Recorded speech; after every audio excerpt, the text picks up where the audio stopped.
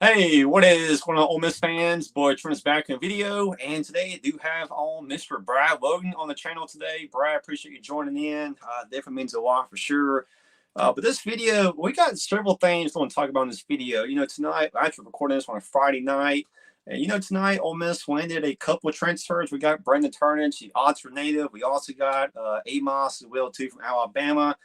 Yeah, do you want to talk about more of the transfers coming in for visits next week? Kind of a couple more guys to maybe watch out for as well too. So several things I do want to talk about in this video. But Brad, first of all, hey, just tell your name, tell about your podcast. You can tell how many years you've been working for Ole Miss. Just kind of share what do you want to share right quick.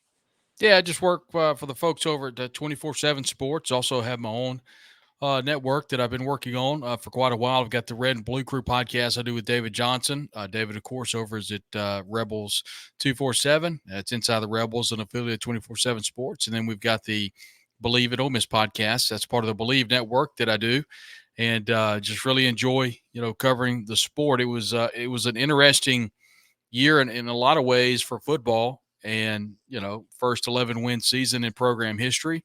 And right now, we see with the Amos commitment just a little bit ago, Ole Miss surpasses Texas A&M. So now they're back at number one in the 24/7 Sports Transfer Portal team rankings. And we'll see, as the weather was pretty bad over the weekend. So Amos was the only visitor. I think there'll be a couple of more visitors. You pointed that out just a moment ago. There are to be two that we know of. Both David Johnson and Zach Berry of On Three have reported that there will be at least two visitors of interest that will be on campus during the middle of the week. So definitely two people to take to be on the lookout for. Yeah. Okay. Do you want to talk about the transfers first, Amos and Turnage, and just kind of get your thoughts? Now, I mean, Amos and Turnage, I know these are both guys. They were both Alabama at one time. They were both, Pete Golden at one time. Um, just kind of get your thoughts on these two guys. Maybe just the way Ole Miss will use these two guys this year. Of course, Amos is a guy that I like more than Turnage. Just being honest with you, but just want to kind of get your thoughts on these two guys right quick. Well, you take a look at Brandon Turnage. He started out at Lafayette County High School and was a four-star recruit, would eventually sign with Alabama, didn't get a ton of playing time, would enter the portal and headed out to Tennessee for a year. And from what we understand, he just wants to come closer to home. I think he has obviously has a lot of family here in Lafayette County. So I think it's a great opportunity for Ole Miss. I don't know how many offers Brandon had on the table. I do know that Ole Miss is going to welcome him with open arms. I'm not sure of the scholarship situation. I don't know if it'll be a preferred walk-on situation, but I do think if anything, he'll add some depth. You talked a little bit about Amos, the transfer out of Alabama. He's someone that played a good bit last year for Alabama, Trey Amos, and was going to played in every single game and was going to be a starter for Alabama this upcoming year until he entered the portal.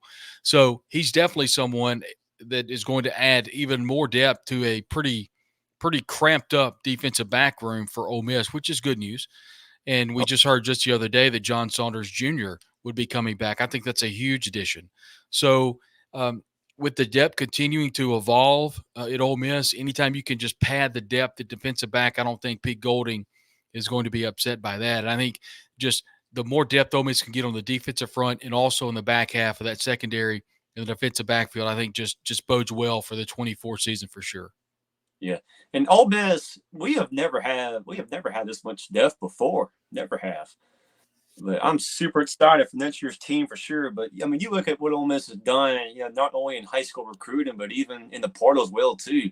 I mean, you see all the defensive line transfers and players coming back, the linebackers coming back in transfers, the secondary. I mean, even the guys on offense as well too. I mean, this is a team that's going to be super good and super talented in 2024, and I'm pretty excited for sure. Well, I think you look at what Ole Miss has been able to do in retention of the current roster. Yeah. To me, the key with Pete Golding and Lane Kiffin, Charlie Weiss Jr., Randall Joyner, and the remainder of the staff, and not to mention Kelvin Bolden, Kevin Smith, it's been a collective effort for sure. But I think not only recruiting the high school ranks and recruiting the portal that you just mentioned a moment ago, I think the key for this team to be successful in 24, what they've done such a good job with, is recruiting the current roster, seeing so many players that are coming back for the 24 season. You look no further than Jackson Dart, the quarterback that came out and said that he would be coming back for the 24 season. And the list goes on with Jordan Watkins, Trey Harris, the two wide receivers that will be coming back. And then Ulysses Bentley. I think Ulysses Bentley is going to be the preeminent back. Logan Diggs, the transfer out of LSU, is going to be coming in. There is a chance that he may not be able to play the first at least couple of weeks because of a reported knee injury, but he will be ready to go at least midway through the bulk of the schedule next year in 24. And then you look at the offensive line and the way they've been able to recruit the portal there, being able to get the players, a number of players coming back for next year. We're still kind of waiting on a couple of those players to kind of, they may not send anything out, but we expect to hear at least something for the remainder of players that have the opportunity to return. And then the tight end, Caden Preschool. And I think getting Caden Preschool coming back, not to mention the transfer out of Virginia Tech that committed, the tight end room is going to be one in which there's kind of a running joke that Ole Miss might actually run some 12 personnel. And I don't know that Lane Kiffin and Charlie Weiss would do that, but they're definitely going to have the personnel to run that 12 personnel. So offensively recruiting that roster back, and the defensively is kind of the same thing with J.J. Pegues kind of leading the charge. You get Walter Nolan out of the portal, and I think Jared Ivey coming back is a huge deal for Ole Miss on that edge position. But really, though, I mean, I had an interview the other day, and someone asked me who I thought would be the number one defensive player out of the portal that at the end of the year you would look back on and say, this was the key component of Ole Miss winning in 24. This was the player that Ole Miss is really happy it got. And it wasn't Nolan, and it wasn't Princely Umanleyan out of Florida. I think it's going to be Pooh Paul, the talented linebacker out of Arkansas. I think he's going to lead the team in tackles next year. I think he's a phenomenal player, and he's ready to roll as well. So, yeah, recruiting the portal is big. Recruiting the high school ranks, that's also equally as big. But recruiting and maintaining your roster, just ask programs around the country about losing players to the portal.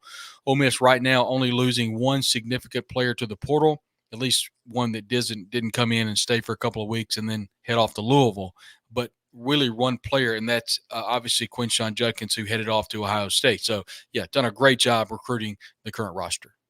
Oh, yeah, there's no doubt we've done an amazing job recruiting. But, yeah, I mean, going back to what you say, man, like, I mean, you can just tell, like, the fans are excited. I mean, you can even tell this fan base believes what we're doing as well, too. And even the players believe it as well, too. I mean, you see all these players coming back. You see a bunch of these players, transferring in. The fans believe, the players believe, the coaches believe. Excited for 2024 for sure. But just kind of moving on now, I want to get your thoughts on some of these guys, coming in for visits next week. We do have BJ Green, defensive end from Arizona State. Now, he actually announced it was about a week before Christmas, he announced that he committed to Washington. But, of course, that coaching changed. Now, the Washington coach now going to Alabama. And they also do have an offensive line transfer from Washington as well, too. Just kind of get your thoughts on those two guys. Maybe just kind of see your thoughts and opinions on does Ole Miss have a pretty good shot winning these two kids, or any more visits for these two guys coming up that you might have heard of? Well, I think anytime you can get a player on campus, you've got a chance. And, BJ Green out of Powder Springs, Georgia, obviously closer to Powder Springs, Georgia to Mississippi than you are in Seattle, Washington. So an opportunity for BJ Green, a defensive lineman, 6'1", 270. You pointed it out. He's out of Arizona State, and Washington is who he committed to not long ago. But he was supposed to come in this weekend, but the weather kind of kiboshed that visit. So he'll be in at a midweek visit along with Nate Kalepo out of Washington, 6'6", 327, and he's out of Seattle, Washington. So they're definitely looking for at least one, maybe two more offensive linemen in the portal. Now, they did get Diego Pounds, and I think that had a lot to do with how hard they were going after the transfer out of LSU and Hurd, who's a great player. And we would eventually, I think Hurd's committed to Tennessee or pretty close, been crystal balled, one of the two. But Ole Miss, they didn't back off of him. But I felt like when Diego Pounds kind of solidified that tackle spot, it's an opportunity for Ole Miss to be a little more not as advantageous with someone like a Hurd. So Kalepo's an interior offensive lineman, is going to play center or guard. Could be a depth piece, could be an opportunity for it to be in a competition for this upcoming spring if they can get him in. If not, it'll be a competition into the fall. So one or two more offensive linemen, if they get the commitment from Kalepo, look for Ole Miss to maybe go one more out of the portal. Otherwise, they'll have that offensive line pretty much set for the 24 season. I thought they may have been finished across the defensive line, but you get someone as talented as a BJ Green, you might bring him in to be yet another depth piece. I think Ole Miss is going to be anywhere from 8 to 12 deep across that defensive front. And, what's important about that is, as I tweeted out earlier today, Lane Kiffin at the conclusion of the Georgia football game, in which Ole Miss has been undefeated since that game, but he pointed out that we didn't coach good enough to win that game. We do not deserve to be a college football playoff team after that game, and we just simply didn't recruit good enough to be a part of that game. And I think that put a lot of people on alert. It put his coaching staff on alert. It put his current roster on alert. And most importantly, it put the college football world on alert. And that's when, at the end of the year, Lane Kiffin went full throttle in the transfer portal and did a really nice job early and secured a ton of commitments, and many of them we've already talked about, not to mention what he's going to do in the May portal. But also it put the high school recruiting alert. Ole Miss recruited the high school, specifically in the state of Mississippi, across the defensive front better than it ever has in the history of the program.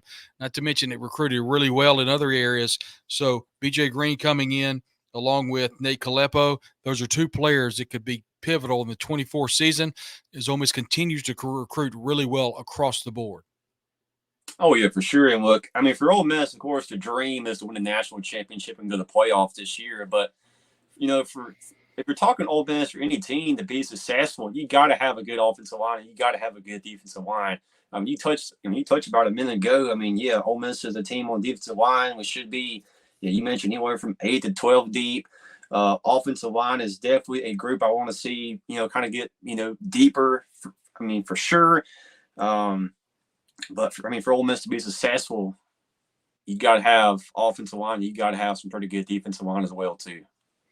Yeah, I mean, you're just looking for depth. I mean, I think if you're Ole Miss, you've got your starters across the defensive front and the offensive line. Now you're looking to be, if you're really good, you're looking to try to get to a great team. And what that means is the drop off in the third quarter from the second team to the third team. Obviously, there are going to be injuries. There's going to be fatigue in the third and the fourth quarter.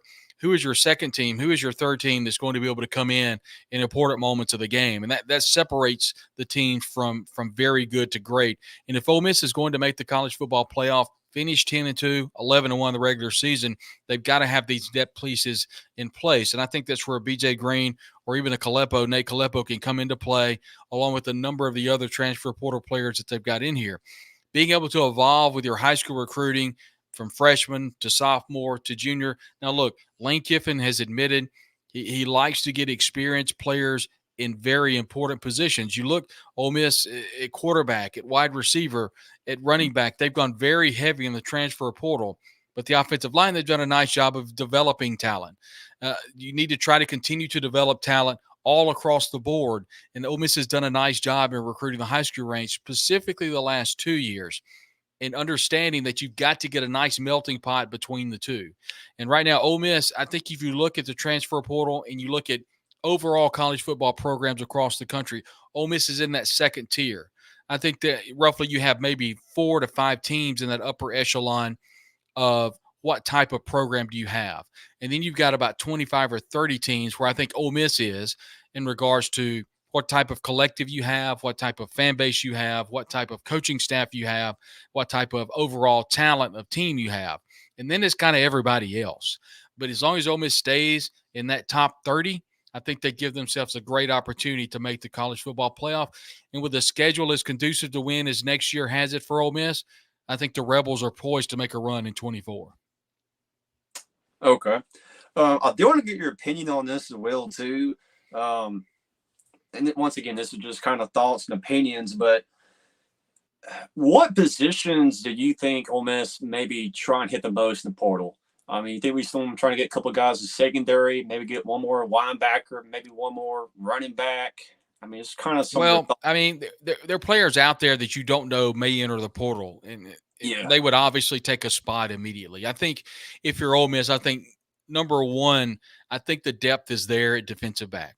I think with Amos committing, I don't know unless a big time player comes across the board that you would take them. I think linebacker, you're always looking for linebackers. That could be an area they're looking to maybe get one or two. I do think they're going to be looking at running back. I expect Ole Miss to go to the Mhm. portal and at least get one more running back. I think once Logan Diggs gets ready to go, Ole Miss will be fine. But until that point, specifically early in the season, they'll need some depth pieces there. They've got Ulysses Bentley, they've got Kendrick Riscano, but they need a more north and south bruiser. And we'll see what happens with that. But I do think Ole Miss can go to the portal and at least get one more running back. Quarterback, they're pretty much set. And in Yeah. offensive line, I think, we talked about Diego Pounds. We'll see what happens with the young man out of Washington coming in here that we've already talked about. If he commits, I just don't know how many other pieces Ole Miss is going to be looking for. I don't think it will be more than 3 or 4, and that may be on the high end once May rolls around. Okay. Yeah, just want to kind of get your thoughts and opinions on that. But hey, Brad, hey, that's pretty much all I got for the video. Hey, appreciate you joining in and talking about these transfers and guys visiting pretty soon and all this recruitment stuff. But yeah, that's all I have for the video, guys. If you could, just please do a like, comment, subscribe if you haven't already. Would definitely mean a lot for sure. See y'all next one. And of course, hotty toddy.